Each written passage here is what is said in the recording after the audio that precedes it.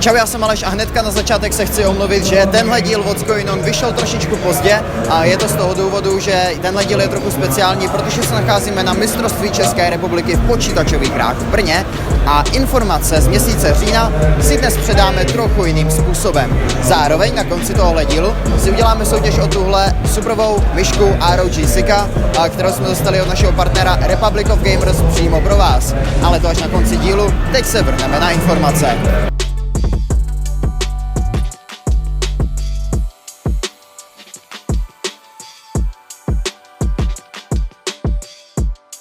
Ale ještě předtím, než se vrhneme na informace podávané trochu jiným stylem, tak se zaměříme na Rocket League, který se logicky mistrovství České republiky nezúčastnil, protože tam nebyl.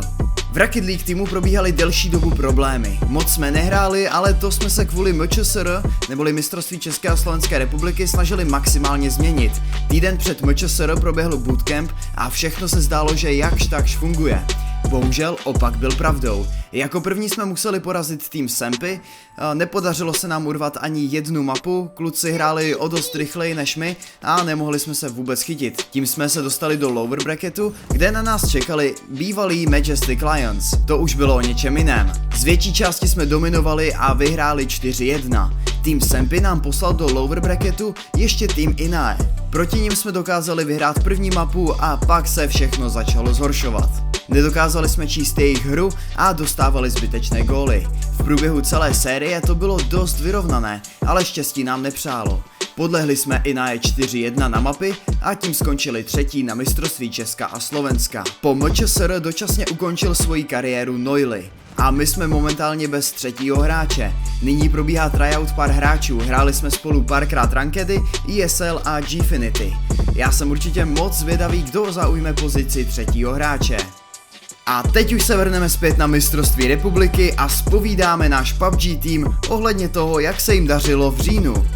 Mám tady kluky Elzoje a Pablitose a vás bych se chtěl zeptat, vím, že jste odehráli vlastně iGames, což byla mistrovství Slovenska. Zajímá mě, jak jste dopadli a jak to celkově vlastně probíhalo. Tak na iGames jsme celkově skončili druzí. Probíhalo to tak, že hrál se forma best of 10, takže 10 her, když to bylo rozdělené na 2 dny po 5 hrách. A když jsme začínali první den, tak po prvních 3 hrách, kdy se nám opravdu zadařili, tak jsme byli první s docela velkým náskokem, ale bohužel potom ke konci toho prvního hracího dne jsme ten náskok ztratili, ale i tak jsme si udrželi tu první příčku. No a druhý den už šel o něco hůř, tam jsme se propadli na druhé místo a začínali jsme jako ztrácet nálezu, která byla v té době první. A naštěstí v předposlední hře se Alze nevydařila hra a my jsme ji vyhráli, takže jsme stáhli celý ten náskok, který měli. A ve finále to rozhodovala ta poslední hra, kde bohužel náš Miramar skončili jsme 14 a ztratili jsme tím tak šanci na toto vyhrát. Celkově jsme tedy skončili druzí. Mě zajímá, co je vlastně špatně s Miramarem a s váma. Čím to je prostě? Já si myslím, že to není úplně špatně tím Miramarem, ale spíš tím, že nějak nevíme, jak tam pořádně zrotovat nikdy a je to takový celý vždycky chaotický, nikdo neví, co se najíždí, je to spíš taková neznalost mapy, že nikdo tu mapu nemá moc jakoby úplně nahrocenou, tam na Wranglu se to prostě hraje líp, že víš, kam jedeš, víš, jak to tam vypadá. Na Miramaru je to spíš takový, že někam najedeš a buď je to tam dobrý, nebo je to tam špatný, je to takový 50/50, že nevíš, kam vlastně přijedeš. A vy teda už jako tým spolu hrajete nějakou tu dobu, myslím, že jste říkali, že už je to přes rok. A teď jste vlastně pod ROG X-Status a tohle byla vaše první lanka, takhle pod ROG X-Status. Vím, že ty už jsi teda jako ostřílený v tom, ty pokud vím taky e-sportově, ale pro Vanio a Arša tak celkově to byla úplně první lanka. Jak to vlastně kluci berou, jak to berete vy takhle pod ROG X-Status? Tak byla to teda první lanka v Československu, jak jsi říkal. Těsně na to se nás vlastně ROG X-Status ohlásil jako jejich sekci, takže to byla naše první šance se ukázat. No, Vany a Arša teda, jak jsi říkal, byla to jejich první lanka, ale já upřímně jsem na nich nepocitoval nějakou nervozitu a ve finále mi přišlo, že jsme zahráli jako tak stejně, jako když jsme zahráli na onlineu, takže určitě zahráli dobře. Tak teď se zaměříme na ty kvalifikace, které jste vlastně tento měsíc odehráli. Byly to hned 2. Jaké to byly? Tak někdy v půlce září jsme hráli kvalifikaci na Amateur Series od Starledru, kdy jsme se dostali, probojovali jsme se prvním kolem, ale těch kol ještě bude více a stále čekáme, kdy se bude odehrávat to druhé kolo. No a potom náš primární záměr byl na to se kvalifikovat na MČR, kdy se konaly celkově 4 kvalifikace. My jsme se zúčastnili každé z nich a nakonec se nám povedlo kvalifikovat se z té 3., takže tu 4. jsme nemuseli hrát. A upřímně bylo to docela těžký.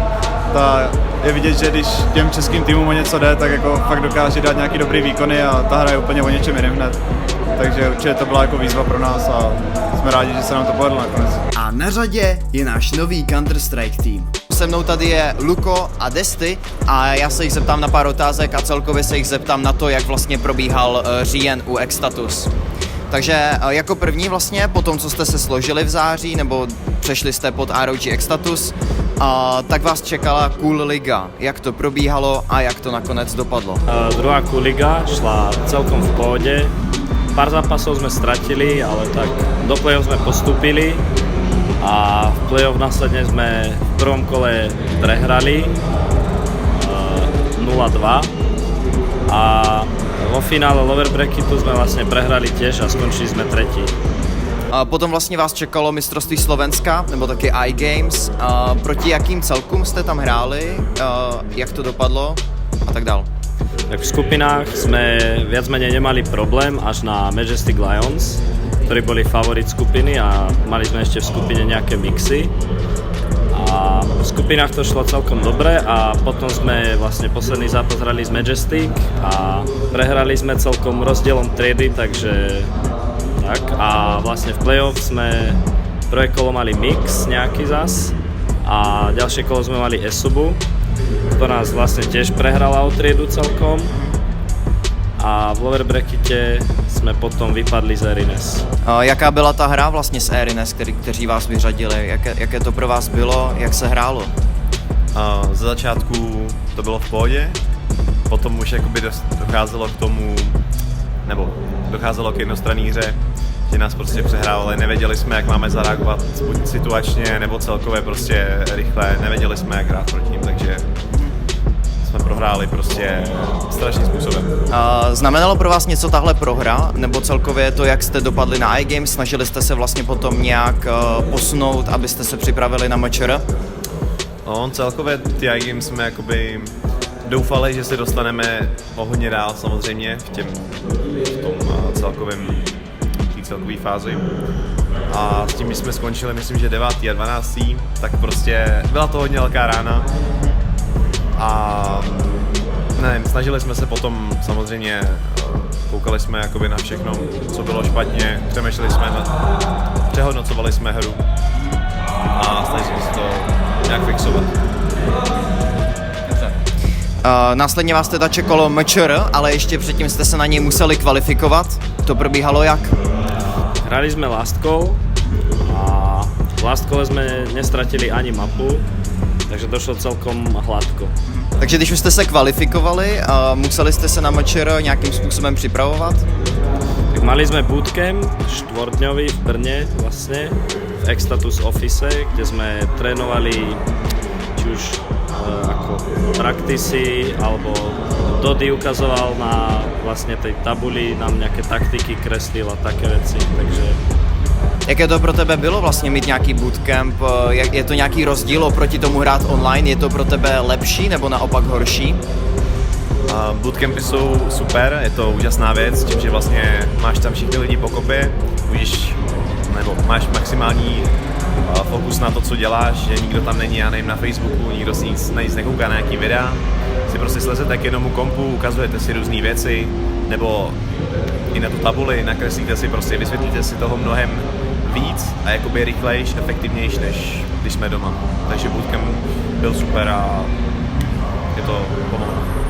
No a jak jsem sliboval na začátku tohle What's Going On, tak si uděláme soutěž o myš ROG Sika od našeho partnera Republic of Gamers. Proto, abyste tuto myš vyhráli, stačí do komentářů napsat, v jakém roce, v jaké hře a v jaké sestavě jsme jakožto organizace X-Status získali historicky první titul mistrů České republiky. Odpovědi pište do komentářů pod video a já z těch správných potom náhodně vylosuju jednoho výherce a tomu myš zašlu. Losování a vyhlášení proběhne v listopadovém What's Going On, tedy za měsíc. Takže přeju hodně štěstí a mějte se, uvidíme se v dalším díle.